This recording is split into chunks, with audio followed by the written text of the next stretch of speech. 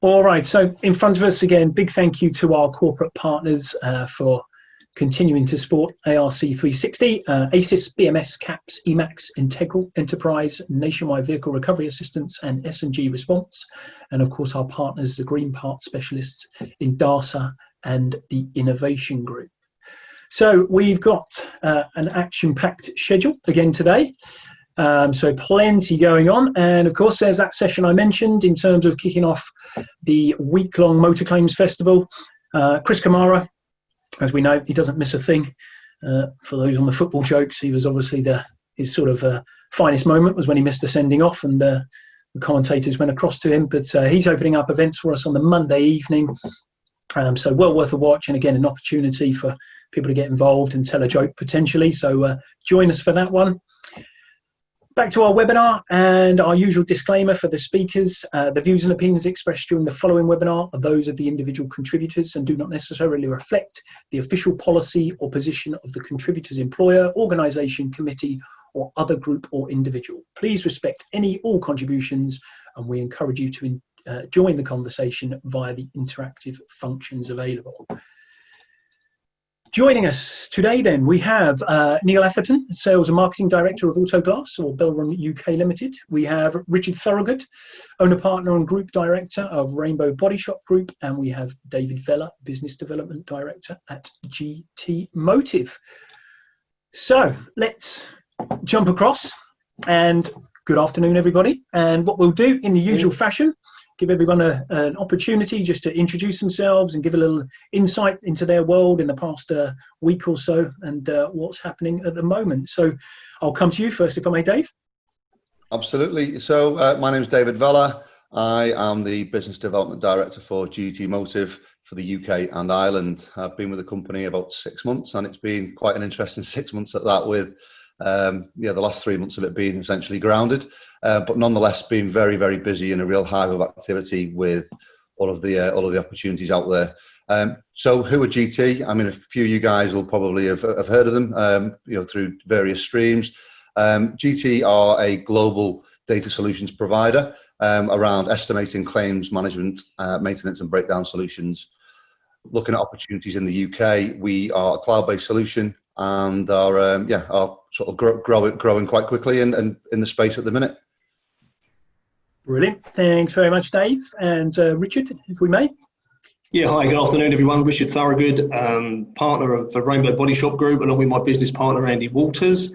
We've got 7 body shop locations around the M4, M3 area, and have really been operating only at a minimal capacity over these last few weeks, really, and suffered along the journey like everybody else, with a very difficult April period, but starting to see the wheels moving forward now. So we employ circa 130 people, and pre-COVID we're bubbling along quite nicely, but obviously have had to adjust fairly quickly under all the challenges that we've all got, really.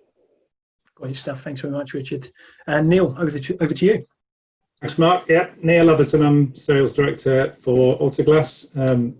I think everybody on the call will know what we do. Like Richard has just said, our business went into complete meltdown back end of March. We're tracking at about 80% down against what we'd expect throughout April. And then as the first sort of level 5 went into level 4 in lockdown, we started to see a growth back up. Currently tracking at about, I'd say, 15% behind the levels that we'd normally expect at this time of year. So it's nice to be back. We've got all of our technicians contact centre back. Although those people that can come back, we're probably tracking about sort of 95, 96, 97% of our customer-facing staff in the organisation. And then we're gradually bringing back the support staff over the next few weeks. Fantastic. Thank you very much indeed, guys. Now, what we'll do is, again, in the usual fashion, we kind of open up the sessions with a bit of data sharing and insight. So I shall share the screen once again. And so the CAPS data for this week, again, the email went out yesterday, I think, for those on the subscription list. Again, if you're not on that as yet and want to be, either drop myself or Kevin at CAPS align. So unique claims, claim that is initiated and seen for the first time as a single count, supply chains transmissions, so the unique claim plus any additional transmission on the same claim, i.e. notification to parts vendors. And here we go. So we've seen another increase, which is a good news for the industry, 4% up in terms of unique claims and the same in terms of supply chain transmissions. So again, we're kind of seeing a little bit of a trend in terms of, seems to be a big uplift, and then it steadies off, big uplift, steadies off a little bit. So again, are we starting to see that? Is that a common trend that we'll see over the coming weeks? We shall see, but the good news is we're back to kind of 69% in terms of claims.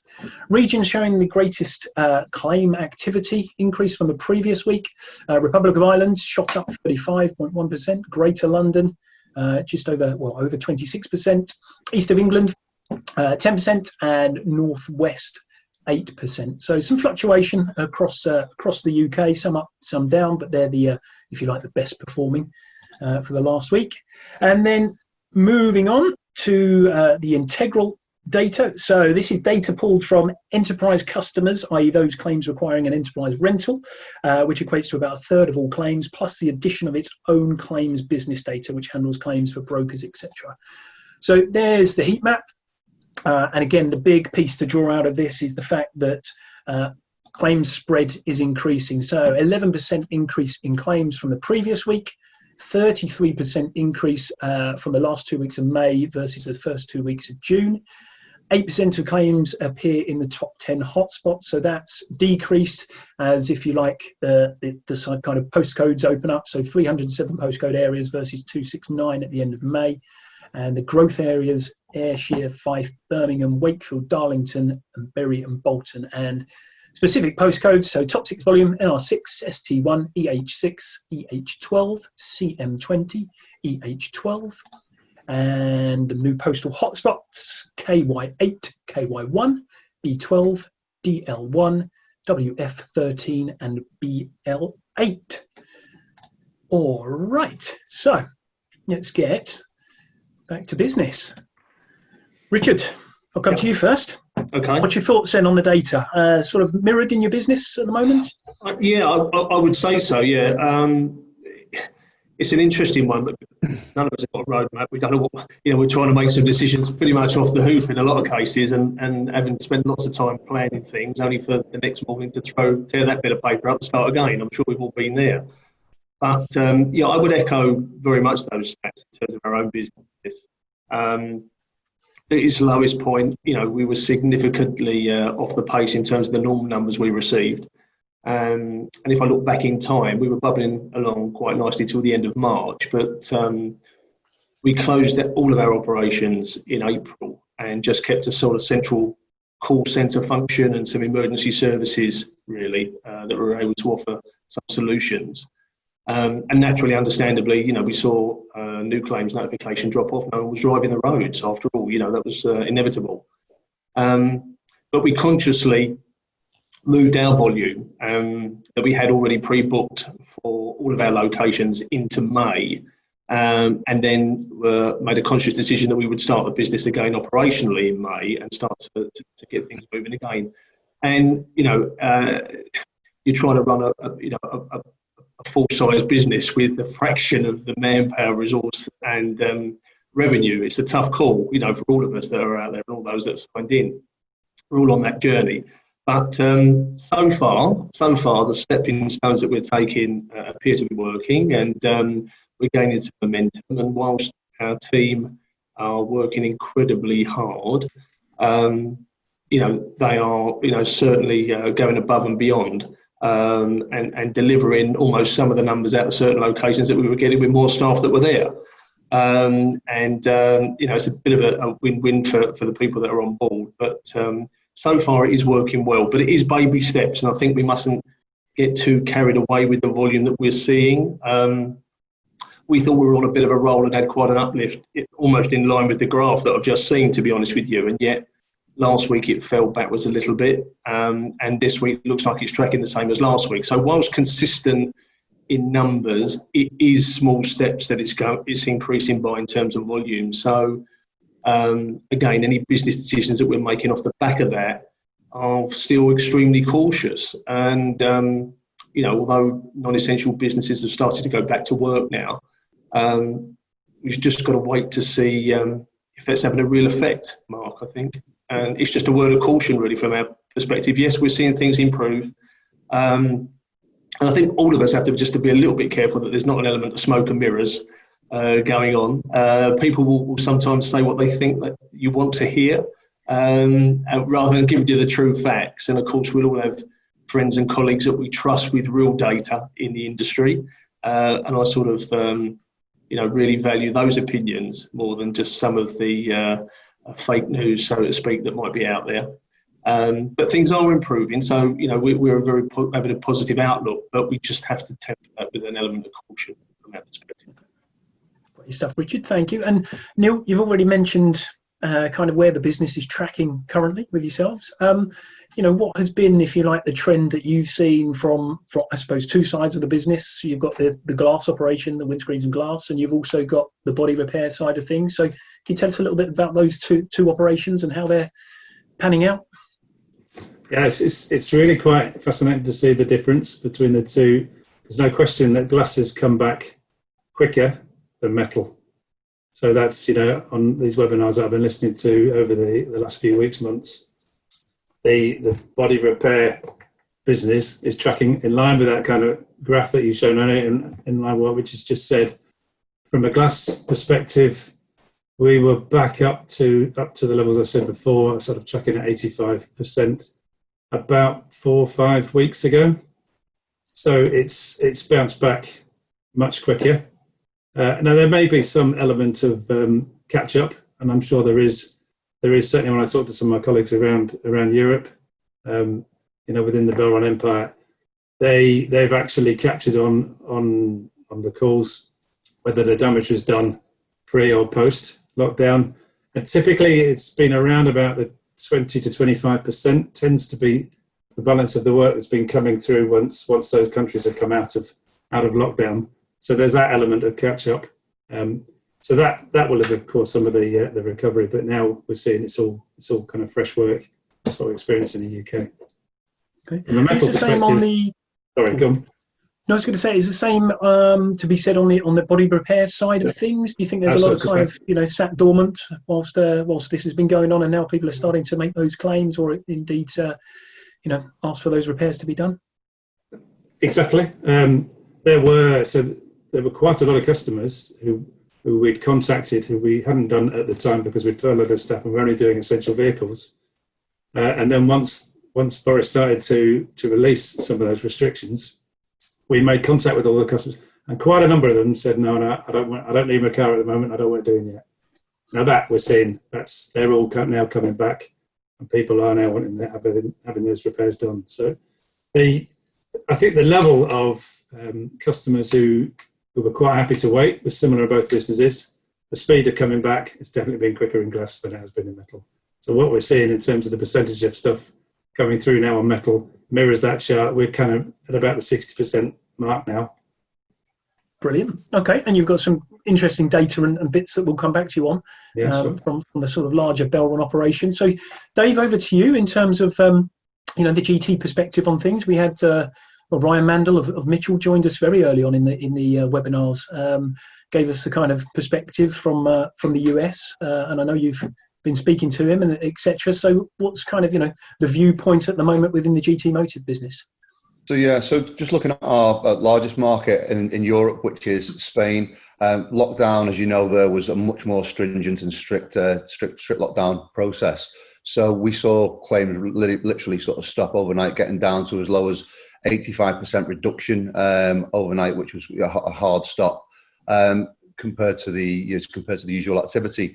What we've seen month on month, that's increased slightly, and then sort of a real ramp up when the lockdown started to ease in Spain. So at week 20, so a month ago, we were at sort of around 70% of the average activity, and just this week, week 24, we're at 84% of the average activity. So a real sort of recovery into the market, which is obviously good news. The unknowns with that are going to be around, like Neil said there, what damage was done before, which claims haven't been processed. So there might be some some sort of false figures in terms of, is that the norm, or is that going to change over the coming weeks? So we'll see that, I would imagine, over the coming weeks and months, as claims start to normalise and get back to something like business as usual. There's also some thoughts around travel. So with a lot of sort of Spanish looking to do almost a staycation this year, with the sort of travel restrictions, a lack of confidence in public transport, they think that where claims would normally take a hit in July and August, that might give some help with the recovery somewhat. As you mentioned, Ryan there, I spoke to him, it was one evening this week, I think Monday, and he gave me some insight into Mitchell. Now, what he'd said with regards to the stats that they're seeing over there, he said at its lowest point in mid-April, the US market was only 50%, I say only 50%, but compared to some other places, a 50% reduction in claims. Mid-May, it was 60% of normal, and now it's around 78% of normal. But he said there was very little impact, which was interesting to me, because we were talking around parts procurement and some of the bits that, the stories that we'd heard over in the UK. And he said there was very little impact to parts and the procurement supply chain, as the main stakeholders stayed open throughout. So from a service and parts perspective, they stayed open. So yeah, that wasn't as much of an issue. Great stuff. Thanks, Dave. Now, Neil, do you want to put up those slides that you've got, and we'll just have a little look at those. Let you talk us through them. See if I can. Let's have a look. Is that up? Can you see that now? There we go. Yep, they're on. So what we do within Belron, they share this kind of data amongst all the major business units around the world that we have. We operate in 39 countries now around the world. And this has been really useful for us in terms of our planning as to when we were bringing people back out of furlough and when we're likely to be, what kind of levels we're likely to see. Now, I think comparing our market against the Apple Mobility data is pretty good. And I know that we're not alone on this. There's a lot of people that are using that Apple Mobility data to assess where the business is against that. So you can see from this chart, the Apple Mobility is this thick orange line. The light blue line is web traffic, so website users, and you can see how that mirrors that graph really closely, particularly when you're looking at the dip at the end. If I come on to, and then the grey one here is the opportunities coming in, which again, the correlation is very strong. Now, what I've found really fascinating is when we're seeing those spikes that a couple of the guys already mentioned on this call, is when you look at the various restrictions in terms of lockdown. And I don't know if you can see these, but these are the various different types of elements of lockdown: stay at home, workplace closures, school closures, etc. This change here, you can see with a couple. This is when we had a release of some of those restrictions. Now, there's a bit of a flat, this chart, but you can see that there was a bit of a spike on here. If I can see this, you can see it correlates to this. This is where that spike is. Now, why this is useful is when we look against, say, other countries that are ahead of us in the game, you can see here, this is the same information, but from our French sister company. There was a clear change in the restrictions, as you can see here, around week 20 of this year. And look at the impact that's had in terms of opportunities and mobilities, etc. And one of the countries, I know this is not Europe, but New Zealand, who are definitely ahead of the game and have coped with this incredibly well. They went into massive lockdown. I know when I spoke to a couple of our colleagues over there, they weren't even allowed to open the front door practically. And they're benefiting from it now. And you can see the change in those lockdown restrictions. So the first spike, and then the complete out of lockdown. You can see again, we saw another further spike here. So why that's useful for me is when we back in the UK will start to change that habit again in terms of the next restriction or lifting of restrictions. I think we'll see another spike upwards again. So we haven't finished yet, and it's positive. I think if that causes any optimism or confidence in the business, then that's got to be a good thing. That's brilliant. Thank you very much indeed, Neil. That's great stuff. Is there an opportunity to share those slides that you've just shared with us? Is that something, just in case we get asked the question? You might be asked. Let me. I'll ask the question. No worries. Data may be sensitive, but yeah. Okay. No problem. Richard, coming back to you. Now, we are kind of at the point where we discussed it before we went on. Schools potentially, in some cases, returning next week, others not. We've obviously seen retail open up this week. The football season kicks off again this evening. All these kind of things, are starting. Are you specifically kind of, looking in one area? Is there a specific indicator for you as a repairer that you think, that could be the turning point, or where are you kind of, where are your sights set, I suppose? Well, I think it still remains a moving feast. I mean, we've got markers in the sand in terms of volume numbers we're looking at really, and the financial impact of those, and just trying to see how we almost map along that journey, not dissimilar to Neil's graph he had himself. So, of course, when we had the blip a week or two ago, we thought, crikey, we're a month ahead of where we thought we may be. And of course, Greedo frantically started to remodel some bits and pieces only to come down to earth with a thump. So, I mean, for us, the drivers will continue to be numbers really, and notification numbers, new instructions on a weekly basis, and just again ensuring that we're converting every opportunity that comes along really. So, I wouldn't say.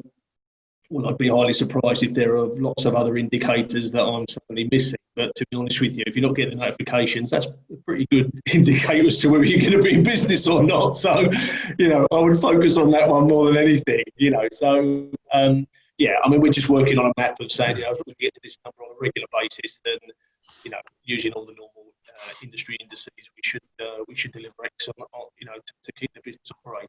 And that's the focus and driver for us as a whole. Okay, great stuff. Dave, come across to you.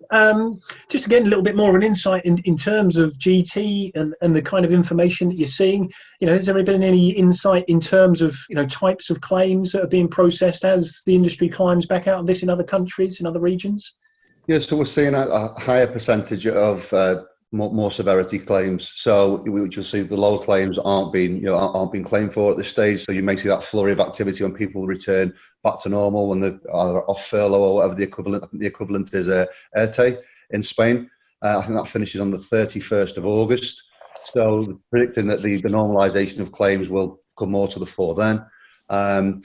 Some of the activity that we're seeing, not necessarily around the volumes of claims, but more around some of the information from Ryan in the US market. They were looking at the uptake of different types of technologies. So there's been a real big consumer push and acceptance of photo capture, self-serve. So that's up over 160% and rising week on week.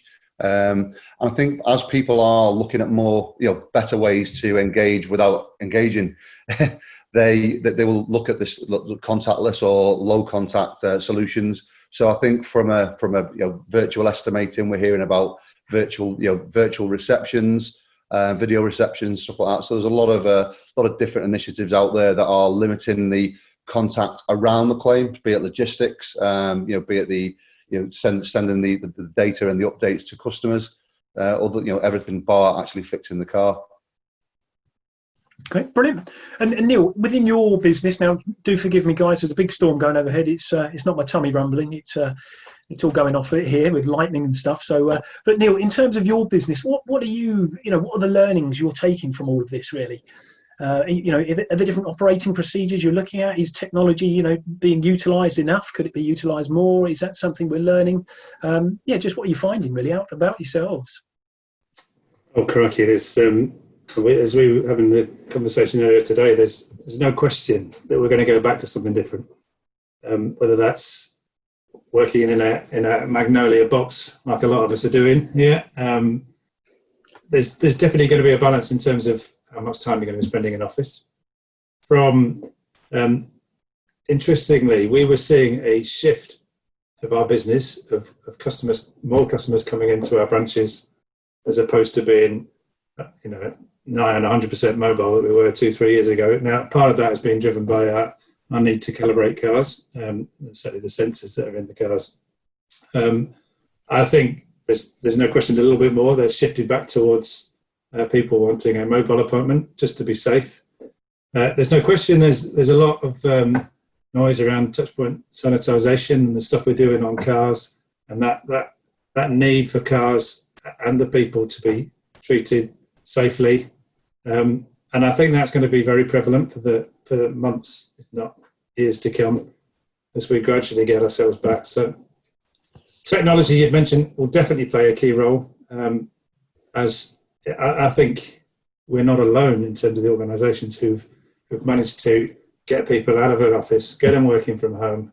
That includes, a 300 strong contact centre that we have. We got all those guys out of the office and at home within a week, and I think it's forced us to actually make greater use of technology and all the digital stuff that's out there. So I think from my perspective, digital will be, I guess, the key big change, and what benefits that will help to bring to our organisation. Okay, brilliant, great stuff. And Richard, over to you in terms of, the repair business side of things. What are you learning about yourselves, about the industry, about your operations, how we go about things, relationships, all these things we've discussed in previous weeks. Somebody brings a different learning to the table every week, really. So what are you finding out about yourselves? Well, I've got to say that, both Andy and I are incredibly proud of the Rainbow people that we brought back. I mean, whilst there'd be an easy cynical argument to say, well, it's an element of self-preservation. I think that just the general positive attitude of the people that we've brought back to the team and those that are waiting in the wings has been really encouraging. And we always knew there was a good team within the business, but people are now doing things that perhaps they may have hesitated about previously. There isn't any resistance. They're open to ideas. And embracing change, and I think that's massively important. So certainly from an internal business perspective, I mean, from a supply chain point of view, I've got to say, on the whole, they have been really supportive of the predicament that we're in, and I think an element of that has been built along a history of both personal and commercial reputation and value that you build over a number of years. So people do take a view, and when it's a little bit of adversity, you need to almost bank those chips, don't you, and call those in. But that doesn't happen overnight. You need to build that and pretty much prove on a consistent basis that you do what you say you're going to do. And that's really crucial when you come to moments in life like this. I think from our working partners as well, hindsight's a wonderful thing, and there's always lessons to learn when you have incidents like this. But it's been really encouraging that some have been really on the front foot with great communication, and also adapted and tried to make change with things that are in their power to easily resolve, and even speeding up cash flow and things like that. There's plenty of noise around dealing with some of the real prickly scenarios, but let's not turn a situation into a battlefield. We've got to work and build relationships for the long term. This is a difficult, challenging moment in history that we need to work through, but you'll still need friends on the other side. So you just got to try and balance that with still trying to run a commercial operation, but also understand that the partners that you're working with also have to run a commercial operation. So,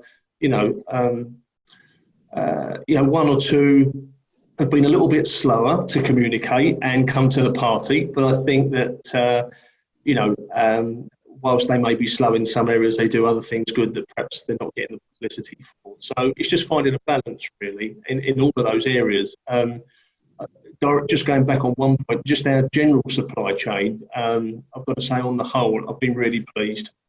Again, where they can extend credit terms, phenomenal. And it'd be unfair on this platform to name names, but I just, really, they know who they are. And from our business, we will be forever grateful in a difficult predicament, and that buys long-term loyalty on both sides of the fence. But also, we'll also have in certain situations that were less palatable, one or two niche part suppliers immediately demanding cash on delivery for parts, and you think, sorry, we've never defaulted on an account ever. Where does that come from? But whatever side of the fence you're on, we've also got long memories, and this has a funny way of balancing itself out when the time's right. So I'm sure we'll have instances of that across the industry that we can recognise, really. Okay, great. And you're running obviously a scaled down operation at the moment.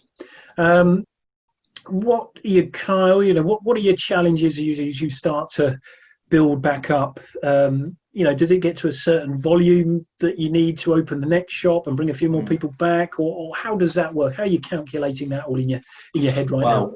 Okay, well, there are a lot of moving parts to that answer. I'm not sure whether we have enough time. We've only got half an hour left, haven't we? But trying to pick the biggest elements of that. Clearly, cash remains king, doesn't it? In any business, pre-COVID, post-COVID, it remains king. And I think we may have to make some decisions, like a number of businesses, to really make sure we try and secure as many of the team that we have. We're less emotional about buildings, we're more emotional about people.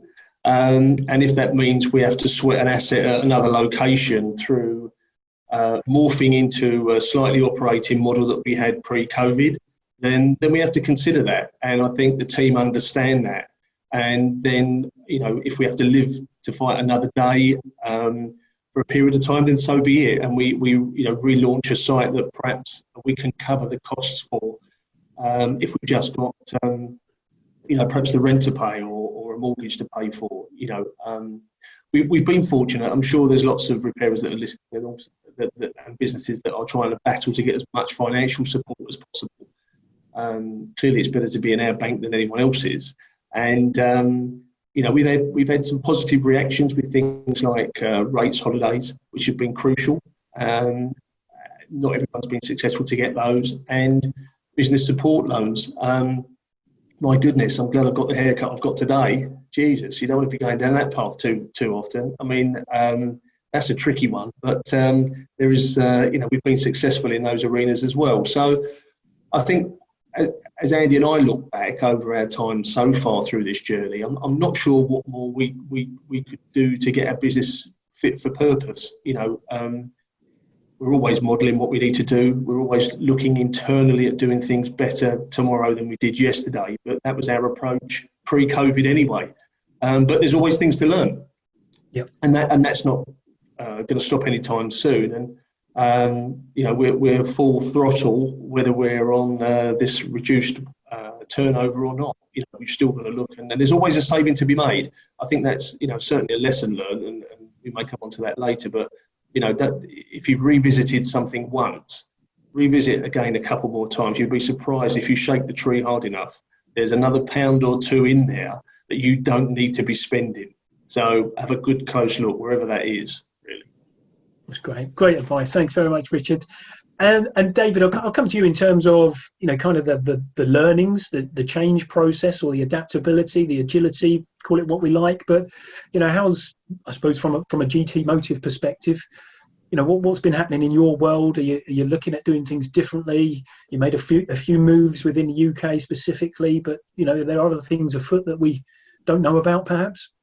Yeah, absolutely, Mark. So in terms of what we're doing differently from a staff and people point of view in the office, we were already sort of quite agile in terms of the workspace anyway. So we had an element of sort of teleworking, remote working within the offices, and that's now been sort of scaled up. So we're looking at rotating staff, where you might have 50% of the workforce in one week, the next 50% in the other week. So it reducing the amount of people in the office at any one time. Things like hot desks. So nobody's having their own office per se. We've just got hot desks around the office just to make it a bit more flexible, and promoting flexibility within the business. And I suppose a lot of businesses will be now looking at, through this forced evolution of having to work differently, they will choose to work differently as a result of it.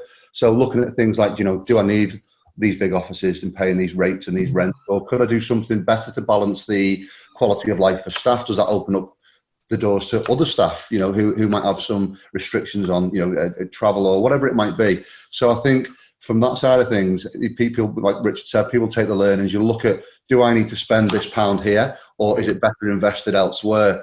And then in terms of the activity in the UK, Mark, so initially we went out there with a free estimating solution, OEM-based estimating solution for the UK market, in a genuine offer of support for UK shops. And obviously my background is in body shops for 18 years, so I've got a particular affinity to that part of the market. and wanted to do something to offer the help. And we had a great uptake. I think within about 4 weeks, we had 67 shops take up the standalone solution. We successfully implemented the training, the onboarding, and supported it with video and online materials. And as such, they haven't had to, have any physical training, because it's quite simple. You're teaching an estimator to use an estimating tool. So it's in terms of that, it wasn't that difficult. So we've had some really good feedback and really good responses to that. So I think in terms of sort of where we are as a business, the business itself is probably about 18% down year on year. With regards to the numbers, we're looking at recovery in Q4, and the main reason for that is because all of our all of the solutions are transactional based in the main. So if people aren't using it, they ain't paying us for it. So quite simply put, that's been an advantage to our supply chain and our customers. Not so great for us, but that's the world that we live in. We'll recover, we'll come back stronger, and hopefully we'll be able to do more with those businesses, and it opens up new markets for us. Great stuff. Thanks very much, David. And Neil, I'll come to you on this one, because it's one we kind of I mentioned to you early on when we started discussing your participation in this. Now, last week we had quite a considerable debate around COVID sanitisation, if you like. Part of the body shop research carried out by Trend Tracker revealed that charges were anything from naught to £400. Kind of mean average across those responses was £75.50, but it probably wasn't so much around the commercials, it was more around a standardized process, if you like. So from a Belron perspective, do you have a COVID-19 sanitization process across the board, across the globe kind of thing? And can you tell us a little bit about that? Yeah, we have, it is standardized around, we have what's called within our group the Belron way of fitting. And interestingly, when you go to any of the various countries around the world in which we operate and watch a technician do the job, they're almost like robots. They do it exactly the same in France and America and Australia as they do here in the UK. Then at the start of this pandemic, we've introduced what we call a touchpoint sanitisation process, whereby we have up to 46 touch points of a car that we will clean down with our own solution that it will kill 99.99% of bacteria. We also have different ways of now taking the payment up front, so we don't interact with the customers. The keys left in a box, that's all then cleaned down.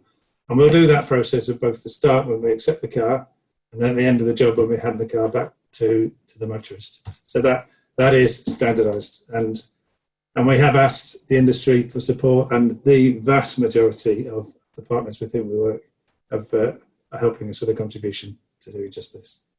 Okay, great stuff. So as a repair industry, if we want to find out more, can we come and knock on your door and ask for advice or an insight? Very happy to do that. Yeah, very happy. Okay, fantastic. Richard, your kind of, overriding opinion. We've talked about it week in, week out. Will the industry ever be the same? I'm sure it'll reach a moment in time when it becomes the same. But how long's a bit of string? That's the $64 million question. I mean, the business is going to be different, that's for sure. It's going to be different for the foreseeable future. I mean, one thing this industry is full of is I wasn't going to swear then, I might say, is entrepreneurism. I mean, that's right. We've had to, those of us that have been in it an awful long time, we've had to morph and change when numerous challenges have been presented to us. And we're still here fighting. Now, this is probably the biggest one we've had to come across. And, in times of adversity, that entrepreneurial spirit, that ability to look outside the box and change is absolutely key, more now than ever. And not everyone's going to survive that journey. That's reality, but that's the same with every industry, Mark. And and those that run good businesses that have got the liquidity to make investments for change, because I am conscious that, David's here, talking on behalf of a huge company, Neil's here on behalf of a huge company, I'm here on the repairer community. We're skinny margins. We have been for donkey's years, and yet now we've got to find investment on top of all these commitments that we're all making personally as well, to business support loans, which aren't free, VAT deferment that is still coming on the horizon, so don't bother spending it, just put it in a pot and let it gain some dust, because you've got to be paying it back next year. And all of those things that are coming on the horizon. So, whilst we're not necessarily looking for, sympathy, it's business, it's commerce. You have to get on with it. Don't do it if you don't want to. Don't do something else. It's a tough market, but I think the building blocks of most body shop people are that we find a solution. If you really want to, if you've got the hunger and desire to want to go through the pain, you'll find a way through it. And you may have to take a step backwards to go forward, to be able to live to fight another day. But, if you want to survive, you'll do whatever it takes, won't you? And I think that's the mentality that you've got to have. And hopefully, if you take those points on board, then you'll have a business that can take advantage of what clearly will be opportunity, but it'll be in a different guise, it'll be in a different style. And, whilst I'm, a million miles away from the millennial age group, I'm still open-minded enough to realise you've got to change. That's what the beauty of having young children, children, teenagers and young adults bring you. It gives you a window to the world to a point. And you can't use any of the technology, mind you, but at least you've got a window to it. And you've got to change, haven't you? And that's how it is. So really, that's how I see it, really. I don't think there's an easy answer. It's going to be a difficult period, no question. Choosing your bedfellows is important, and I think that you're going to have a situation where you've got strategic relationships and transactional relationships, and you need to find the right balance in your own industry to ensure that your business is geared up to be there for the long term. So that's how I see it. That's brilliant. Really, really good. Really insightful. I appreciate that. And Neil, your business, because you kind of alluded to the fact that it was almost transitioning pre-COVID due to technology, calibration, ADAS, a lot more kind of touch point at static sites. It's perhaps gone the other way again a little bit now. But how do you see, I suppose, your business as a whole, evolving? And again, as to what Richard's alluded to, is it agile and will it evolve and meet the needs of the customers, etc., as we move out of this, I suppose? Oh gosh, right, yeah, totally. Every organisation has to do that, pandemic or not. It's what this crisis will do. It will certainly reward the more agile businesses. Those businesses can adapt and be flexible to adjust to the needs or the current needs of the customer, as Richard's pointed out. So yes, whilst we were looking to innovate and change and constantly address the digital world in which we're moving, this was just throwing up just a number of other different problems, challenges, needs of customers that you just address in the normal course of life. I think it's just brought it to a fore much quicker. So I don't see it as really being anything massively different. It's just been condensed, I guess, into a much shorter time frame in terms of response. Agree. Yeah. I think we've kind of referenced it, many occasions. Really, it seems to have accelerated everything in terms of what we all had these kind of timelines. Us as ARC360 did. 12 months down the line, would we be running webinars? Well, within 2 days, we were running webinars. So it's just the case. Yeah. It's the norm. And Dave, that again ties in with obviously your line of work, your business, the GT Motive side of things. How are you expecting it? You've already referenced in terms of what Ryan's experienced in the States. How will it move, your proposition along, or how people utilise your proposition? Yeah, so what we're already seeing in Spain is a bigger request and a lot more interest in video appraisal. It was quite easy for us to link up our GT estimate solution to that platform, and offer a remote solution just because of how open we are. So it's a modern API. We collaborate quite openly with third parties if there's an added value to the supply chain. So that's something that we're already doing over in Spain. The conversations we've been having in the UK with sort of several large customers, and they wouldn't say been put on hold, they've been escalated in some ways, but it's almost like, yeah, we really want this, but can we just get our staffing resources back to normal, and then we'll roll with it? Because I think we're coming into a market where there's been a dominant player for such a long time, and with that comes it comes a restrictive sort of pricing and a lot of other things that we don't see in other markets. We did see it in the past, but now we've normalized that. So I think for the supply chain, what we're seeing is there's a lot of opportunity when we're speaking to repairers, when we're speaking to insurers, accident managers.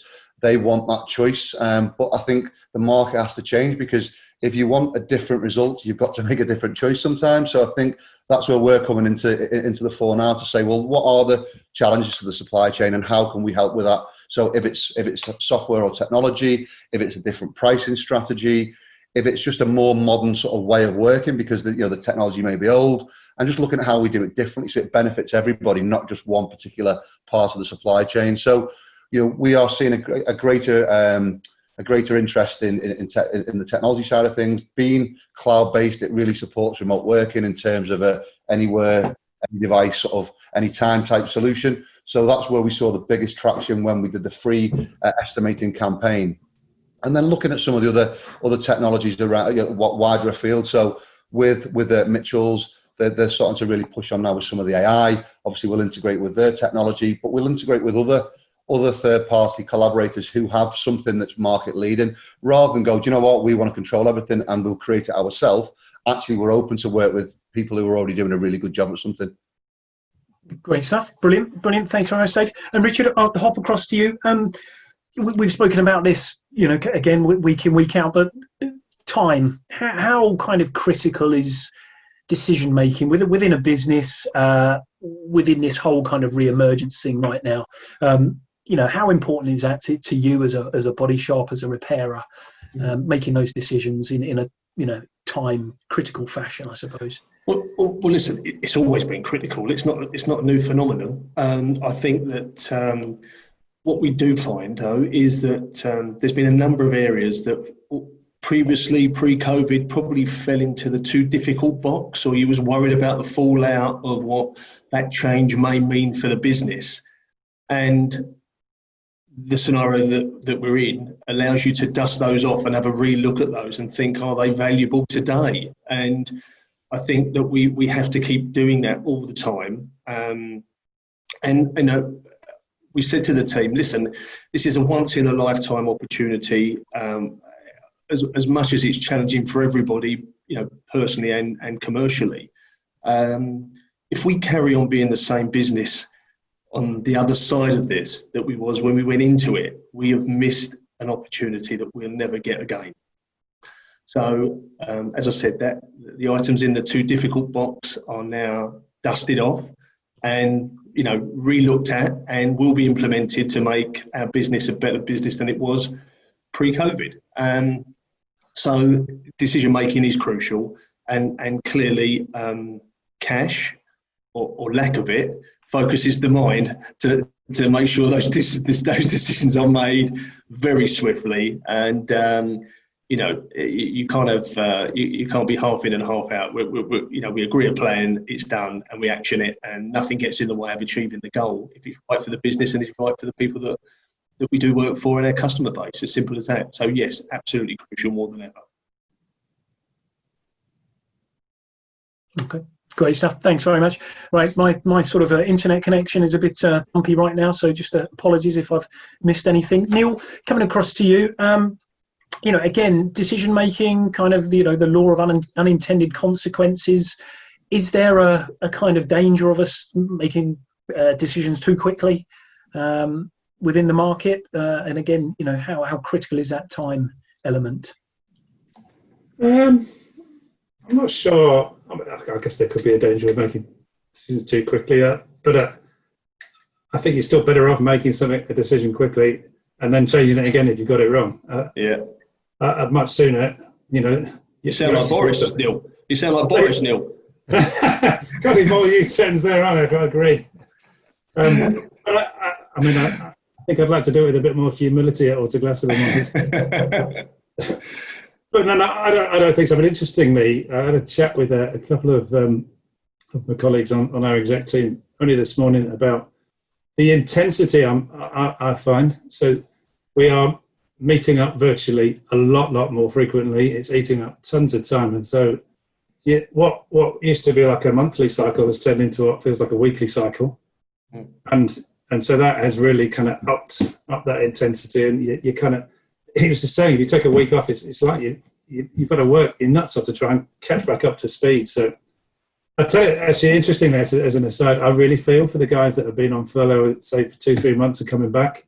You can tell they're like rabbits in headlights for the first week. Yeah. They're trying to catch up with the process. It's a long-winded way of answering your question. Yes, we're having to make decisions much more quickly, but I don't think it's a bad thing. Dave, come to you first. What's your kind of priority business activity over the next 7 days, over the next week? Okay, over the next week, so we're looking at obviously bringing some of the team back in, and really just ensuring that our customers have got what they need from us in terms of support. So continuing to support the shops that came on board for GT Estimate till the end of the month, seeing if we can offer any other solutions, and working with the UK partners really to start ramping up now the activities to ensure that we can offer a viable alternative solution in the market. That's the sort of priority number one. Good man. Top man. Richard, yours? Really just remaining in close contact with both the Rainbow team members, business partners, and really ensuring that communication lines remain strong and open, of course. That's massively important so we can share what we're doing and understand what they're doing. That's critical. We'll be continuing to speak to our bank and push for the last business support loan to land, hopefully, rather than just being told it's due next week. I think I've heard that for the last 6 or 8 weeks. Also pushing the local authorities with some decisions on 1 or 2 locations that we're still waiting on rates, holidays from, and continuing to fine-tune capacity requirements, staffing levels and cash flow forecasts to remain on track and in line with our expectations. So, pretty much what we've been doing every week since. So business has not been Groundhog Day, I'm afraid, but it's not going to be stopping anytime soon. So there you go. Brilliant. Thank you very much, Richard. And Neil, yourselves? Well, I guess, as the others have said, bringing the final stragglers, for want of a better word, back from furlough, and then I guess picking up from where we left off before lockdown. So those new areas to digital I've mentioned a few times on this call. Our total calibration solution to the body shops is something that was really getting some gusto before we went into lockdown. So we'll be relaunching that again within the organisation. So brilliant, fantastic stuff. Thank you 3 very, very much for your input. Another very insightful session. I hope everyone agrees. Again, question-wise, we had a question about the COVID-19 sanitisation process. Again, Neil, you kind of covered that. Again, dare I say it, if anyone wants any more information, to contact yourself. Hopefully you won't be too bombarded with requests, or come to myself and I will fill them for Neil. Obviously, any other questions, comments, we've obviously got the CAPS data. Again, I can pass those on to Kevin or Ollie at Integral if anyone wants any more details on that insight. But really appreciate your time, Dave, Richard and Neil. Apologies for my technology issues, but I know a few people in the trade who can hopefully help me out with that. And best of luck to everybody out there. Thank you very much for joining us once again, and obviously keep your eyes peeled for the forthcoming Motor Claims Festival, end of the month. Again, on the Wednesday of that week, we will be doing a big motor claims industry survey, so please join us for that, because that will prove very insightful. You'll get first glimpse of all the information that comes out of that, and hopefully we will catch you again same time next week. Take care, everybody, and we'll see you soon. Thank you. Bye-bye. Cheers. Bye-bye. Thanks.